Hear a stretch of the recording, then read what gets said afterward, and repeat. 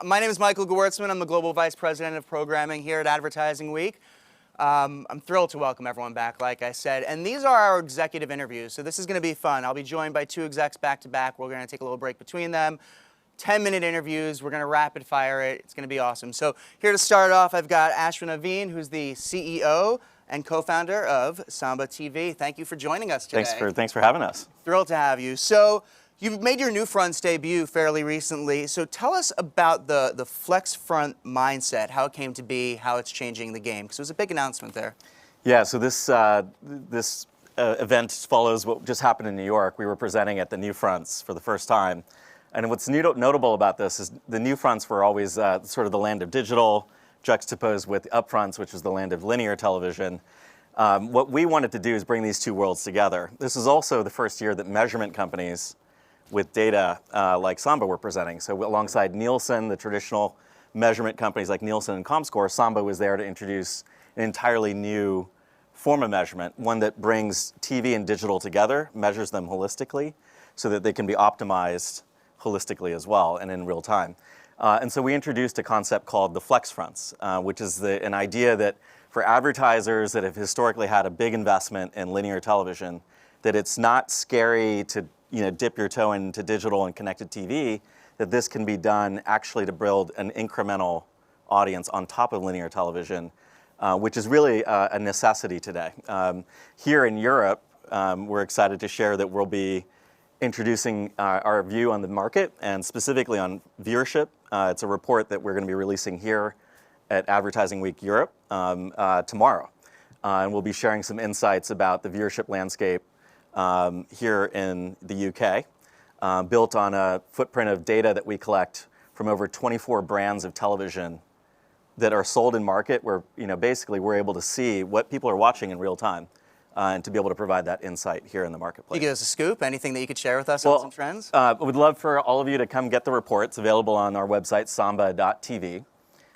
Just to give you a little preview, I know we've had some great TV events like the Eurovision finals over the weekend and football's back in force, but the fact is that outside of these major tentpole events, linear television is down over 10% in both impression volume and in reach year over year.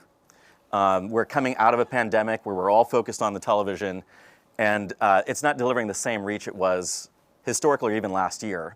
And what it does is it puts a real emphasis on how do we build an incremental audience that recovers some of that reach that we lost.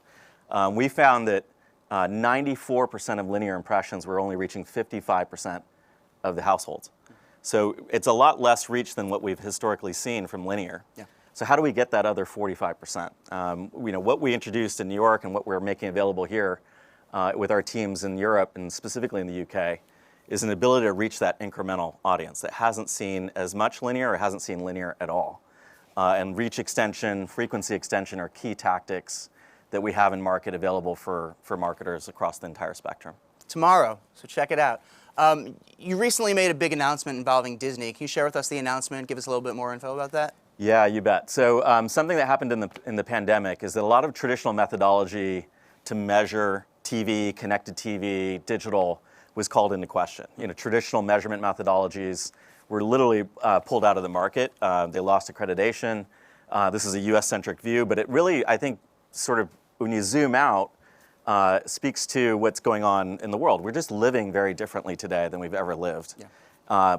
During the pandemic, things changed. In the post-pandemic world, we can't expect the world to look like 2019 or before. Sure. So that it sort of ushers in an entirely new methodology or set of players, and what we think will be in the future a multi-currency environment where advertisers can pick a currency that's most meaningful and truthful for the marketing objectives that they have. And so what we introduced with Disney was a measurement methodology called True Reach and Frequency. It's one that allows a company like Disney, which is a massive media company, through acquisitions it now owns major streaming providers like Hulu. It's built and deployed Disney Plus and ESPN Plus, a wealth of reach that sits on top of their traditional broadcast and cable platforms. They needed a measurement partner that could measure all of that holistically. and then to be able to bring advanced audiences, into that in all of those screens and environments as well. Yeah. We were pleased to be their first alternative currency provider that they announced just coming into the upfront season. So that was the big news for us. It's really exciting. Coming out of the U.S. market. Yeah, it's great. We're talking about kind of changes in viewing behaviors. So how can brands maintain the mass reach of their linear buys while effectively pinpointing the views that they've lost? Yeah, it's a great question. So, we have the opportunity now with, connected televisions achieving scale in deployment and adoption in every major media market. Here in the UK, we've got brands that reach the very high end of the households in income, as well as the low end across, more than a couple dozen brands. So you can really build a valuable audience built on one-to-one relationships, with that household and that device.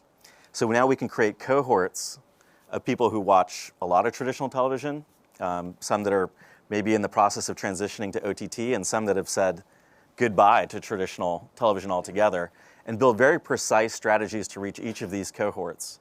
Whether it's, in the traditional sense, to look at how many people are seeing the same ad in a very, very redundant fashion, and it may be burdened or saturated at this point, to be able to suppress those audiences and not continue to hit them with frequency in digital, as well as to look at the people who've either shaved their viewing or completely cut their viewing from traditional, and then maybe recover that reach through a reach extension strategy. And this is something that we do with audiences that we construct, and those audiences are now available to our partners, in programmatic platforms as well as through traditional media buys that we can fulfill on their behalf. Got time for 2 more questions. It's quick, I told you, right? So what other metrics outside of traditional GRPs and TRPs should advertisers be focusing on to capture a better view of their campaigns?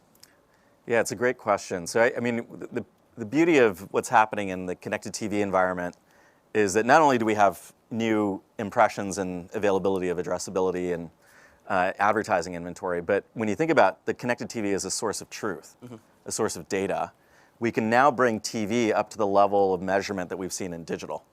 And in digital, we have really incredible and robust methodology to measure reach, frequency, outcomes, conversion. All of these things can now start to make their way into the television. Right. And connected TV is not just a source of media, but it's also a source of data. Yeah. Data that plugs the hole of what we didn't know and weren't able to answer about television. Now we can look at television uniquely and be able to interrogate television as far as its ability to deliver. But we can also look at it holistically. Data sits within a landscape of other data sets, whether it's from mobile platforms or desktop platforms, to be able to look at the entire media landscape and then plan against all of them holistically. And so it starts with planning. It usually varies by client to client what the objectives are. And then mid-flight, post-flight, we get to say, well, how much did each of these deliver in reach? How much did they deliver in frequency and conversion? And then be able to optimize in real time. Last question, you're always so ahead of the curve when it comes to acquisitions, when it comes to launches and announcements. We're sitting here again next year. What are we talking about? Let's make some predictions for the industry. 1 year from now. It's been true for decades, that you have a language that's associated with TV and a different language that's associated with digital. And we think that's coming together very rapidly. Yeah. And we'll be talking about TV and impressions, not rating points. We'll be talking about holistic omni-screen activation and measurement. And certainly that allows us to talk about new forms of currency too. We are entering a multi-currency world where clients will be able to bring whatever it is, whether it's their source of truth from their own first-party data, or a measurement methodology that's really meaningful for their business. Sure. And it's table stakes for any media vendor, in the coming year, to be able to create that flexibility for the client and to be able to say, if you want to measure traditionally, we have that option. We've had that option, but there's also an entirely new landscape of currencies that you can choose from, regardless of what industry you come from or what your objective is at the top of the funnel or at the bottom. I'm looking forward to having that conversation with you next year. I'm looking forward to seeing you all here for that as well. Thanks for doing it. Really appreciate it. Let's give it up for Ashwin.